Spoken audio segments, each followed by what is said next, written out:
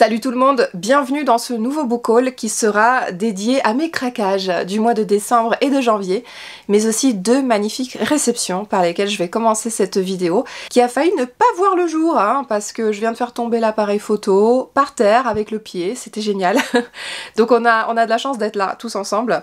Alors je vais vous présenter d'abord un livre que j'ai reçu et je remercie infiniment l'auteur de me l'avoir envoyé, c'était trop chou.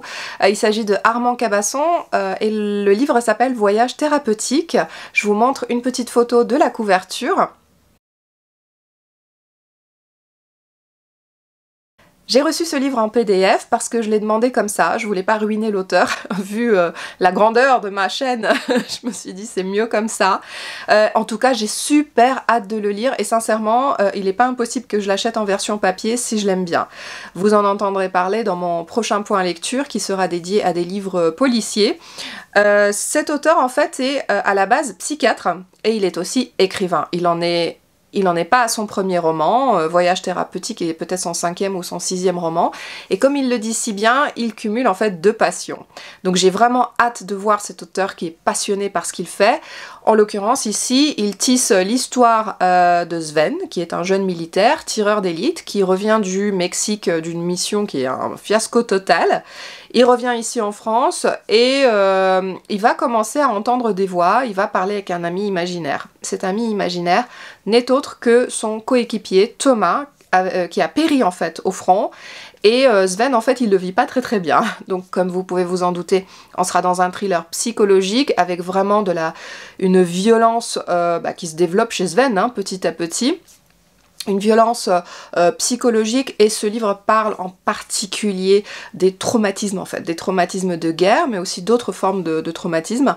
Donc j'ai vraiment pas envie de vous en dire plus pour l'instant parce que je vais vous en parler dans un point lecture. Je sais pas si ce livre est auto-édité, il me semble, mais l'auteur a déjà eu la chance d'être publié dans des maisons d'édition qui sont voilà, très connues telles que 10-18 ou encore chez Flammarion.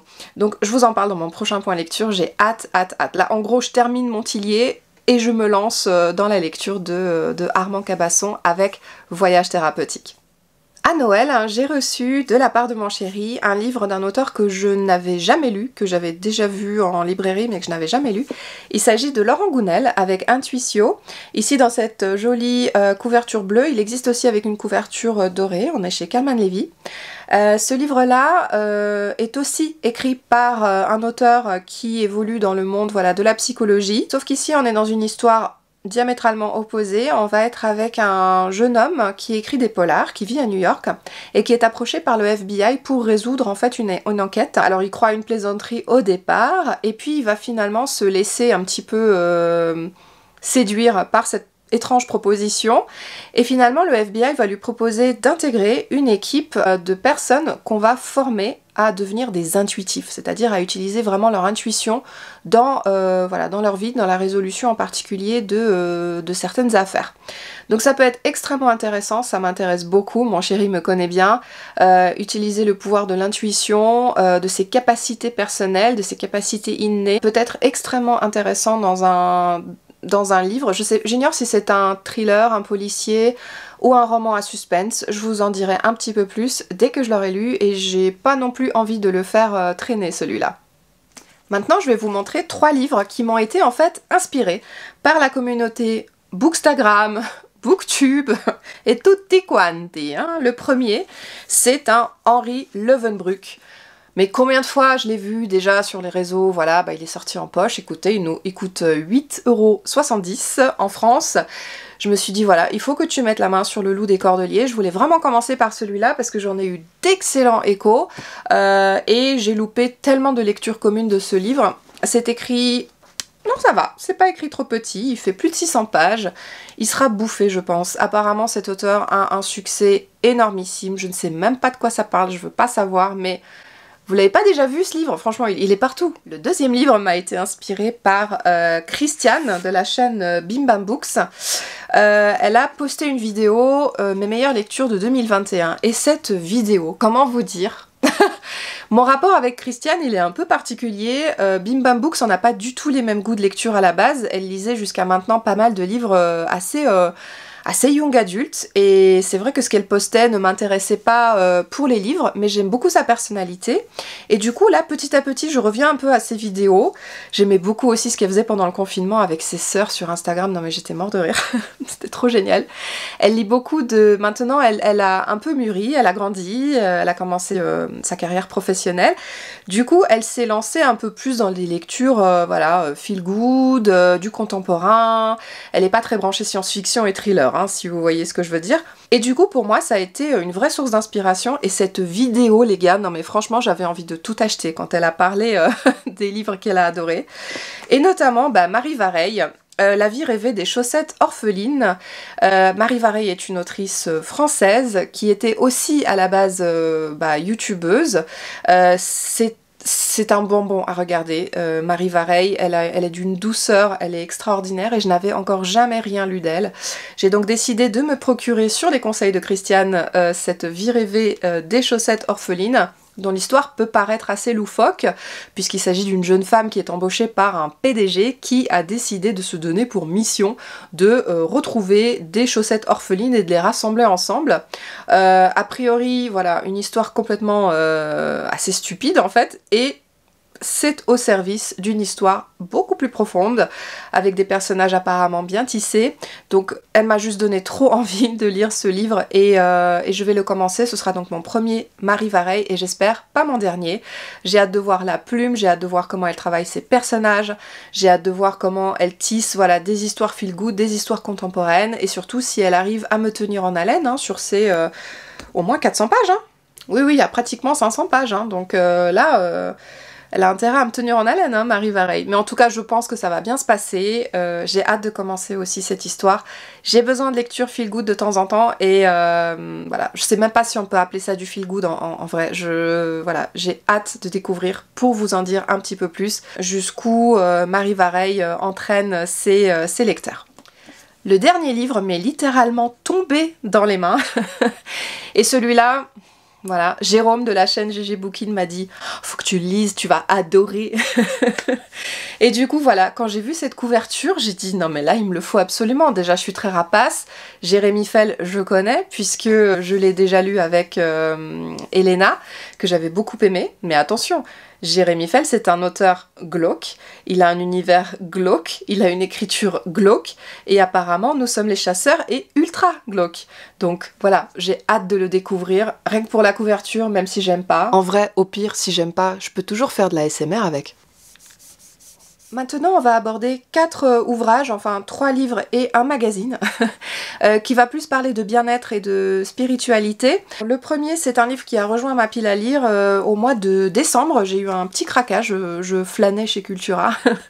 Et en fait, je suis tombée sur les 52 façons de pratiquer la pleine conscience de Jan Chozenbase, qui est une médecin pédiatre et qui est aussi professeure de méditation.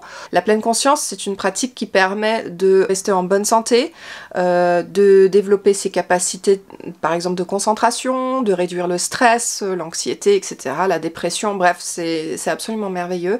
J'ai beaucoup de mal à la pratiquer, mais je crois qu'il est question, voilà, de manger en pleine conscience. D'ailleurs, j'avais lu un bouquin là-dessus, c'était hyper intéressant aussi, voilà, de pouvoir prendre le temps de manger, de pouvoir savourer l'aliment, de le toucher, etc. Je vous en parlerai un petit peu plus dans ma vidéo spéciale sur le développement personnel d'ailleurs. Et aussi dans ce livre, peut-être voilà que Jan Chozenbase propose en fait de pratiquer la pleine conscience dans certaines circonstances de la vie, je sais pas, telles que par exemple quand vous attendez, vous faites vos courses et puis vous attendez en caisse. J'ai vraiment hâte de découvrir cet ouvrage, un petit peu ces leçons de pleine conscience ici, parce que pour l'instant c'est un exercice que je trouve assez compliqué. J'ai tendance à être parasitée par mes pensées et à ne pas arriver à être dans l'instant présent. Je suis toujours dans l'anticipation du futur ou dans ce que j'ai à faire, etc. J'ai une charge mentale qui est assez intéressante, et du coup j'espère que cette autrice va m'aider, et j'espère que son petit bouquin sera utile à ma pratique. Ensuite, je vais vous présenter 2 livres, mais ceux-là ne sont pas pour moi, c'est pour faire un cadeau, mais je voulais quand même vous les présenter parce que je les trouve excessivement beaux. Le premier, c'est celui que mon ami m'avait demandé de lui trouver, c'est Géométrie sacrée de Bernice Cockram. Et ici, qu'est-ce que la géométrie sacrée? Ce sont les formes géométriques qu'on appelle sacrées, qui sont des formes géométriques, on va dire, parfaite, équilibrée. Il peut s'agir par exemple d'un flocon de neige ou encore du 8, hein, de l'infini. Et donc ici dans ce bouquin on détaille un petit peu les différentes géométries sacrées, leurs vertus. Je vais vous insérer quelques petites, je vais vous montrer quelques exemples. Et il y a aussi un poster intégré. Donc j'espère que ce livre lui plaira, je compte bien lui offrir.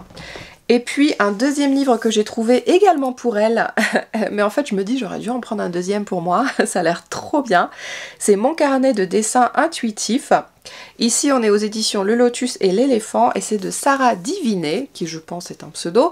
Sarah Divinet qui a écrit ce carnet. Donc ici vous avez énormément de pages vierges, comme vous pouvez le voir dans les images, et vous allez le remplir avec à la fois du texte, vous allez réfléchir sur votre vie, et vous allez aussi faire un dessin à main levée, voilà, avec ce qui vous vient, pendant votre séance de lecture et d'écriture.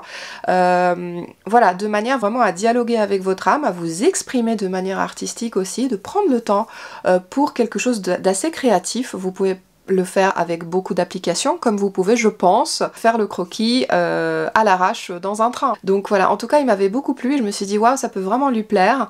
En ce moment elle a tendance à dessiner des mandalas, donc voilà, je me suis dit je vais lui proposer ce carnet aussi et je compte bien le lui offrir également. Donc ces livres là, ciao, ils sortent de ma pile à lire, mais en tout cas je pense que mon amie sera très très heureuse de les avoir.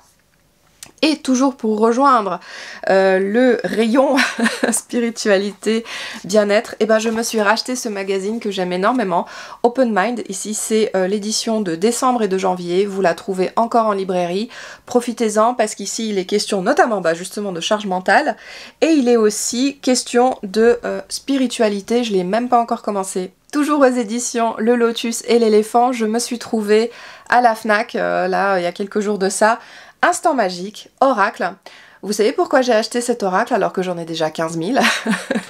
Tout simplement parce que quand je l'ai ouvert au chiffre 222 et ça parlait, en fait c'est un oracle mais vous ouvrez le bouquin au hasard en fait. Et vous savez quoi, je l'ai ouvert à la page équilibre vie professionnelle, vie personnelle et là j'ai failli pleurer. Ça me parle, c'est incroyable que j'ouvre à cette page là justement, alors que j'étais au bout de ma vie. Voilà, donc c'est de Semra Hacksever, je vous l'ai pas dit. Donc Instant magique, oracle, ce livre s'utilise exactement comme un jeu de cartes divinatoire, vous avez tout le mode d'emploi à l'intérieur, et voilà. Allez, plus que 3 bouquins, et après c'est fini, promis. Craquage de ouf. J'avais tendance à vous dire ouais non, lisez pas Agatha Raisin, j'en ai lu un, c'était pas terrible et tout. Moi j'aime pas rester sur des avis comme ça un peu négatifs, alors j'ai racheté un Agatha Raisin de MC Beaton, Chasse aux sorcières, que j'ai vu tourner sur une autre chaîne, je pense peut-être le lire en lecture commune avec quelqu'un. En tout cas, le sort en est jeté, je ne sais pas du tout ce que va vivre Agatha Raisin dans ce tome, mais ça a pas l'air très drôle, parce que l'arbre il est en train de cramer, elle est en train de se prendre de la flotte sur la tête. Agatha Raisin c'est un personnage que j'aime beaucoup, c'est une femme qui est indépendante, qui est forte, qui est drôle, voilà, qui y va quoi, hein. Elle atterrit dans un village, dans un tout petit village, où elle fait tout de suite parler d'elle et elle va résoudre un peu toutes les enquêtes, toutes les énigmes qui passent. Donc ici c'est une thématique un peu automnale, peut-être un peu halloweenesque, mais en tout cas voilà, j'ai hâte de redécouvrir en fait Agatha Raisin dans la plume de MC Beaton. Pareil quand même dans l'optique de me vider la tête, dans l'optique de me faire du bien, de me faire plaisir, parce que je crois que j'en ai juste besoin en ce moment. Donc voilà, donc j'ai acheté ce petit Agatha Raisin. Ah oui, là l'excuse c'était qu'en fait le train était en retard et du coup je me suis retrouvée dans le petit point presse où il y avait quelques bouquins et je suis tombée là-dessus. Ça marche comme excuse? Et enfin, vraiment un craquage mais pas des moindres. Voilà. Comment te dire? Pourquoi? Je ne sais pas. En fait, celui-là, je le voyais passer depuis un petit moment. Il s'agit de Vor, de B. Catling, et sa suite, qui vient de sortir, Les Ancêtres. Il est question d'un homme qui s'aventure dans une forêt fantastique, dans ce tome 1, par nostalgie pour sa femme disparue, et cette forêt est extrêmement dangereuse. Elle est rempli de créatures abominables. Donc peut-être quelque chose d'un peu Lovecraftien, surtout quand on voit le mot ancêtre sur le tome 2. On est aux éditions Outre-Fleuve pour les deux romans de Bee Catling que je n'ai jamais lus. Donc j'ai vraiment hâte de découvrir cette histoire, voir de quoi ça parle. Je vais essayer de me le caler aussi au mois de février ou au mois de mars au plus tard, tant qu'il reste un peu voilà, d'actualité. En tout cas le tome 2 est déjà sorti. Bah, écoutez, c'en est tout pour ce book haul. C'est déjà pas mal, je trouve qu'il y a pas mal de craquages. Et je voulais vous présenter ça avant qu'on attaque, qu'on rentre vraiment trop dans le mois de février.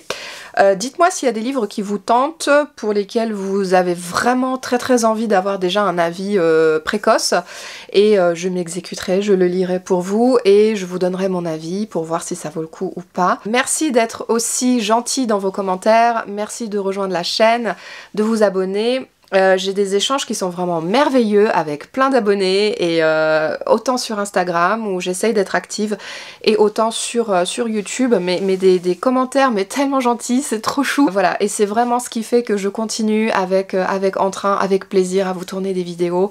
Ça représente beaucoup de travail, vous savez. Donc du coup, je voulais vraiment vous remercier d'être là et de m'apporter ce que vous m'apportez au quotidien.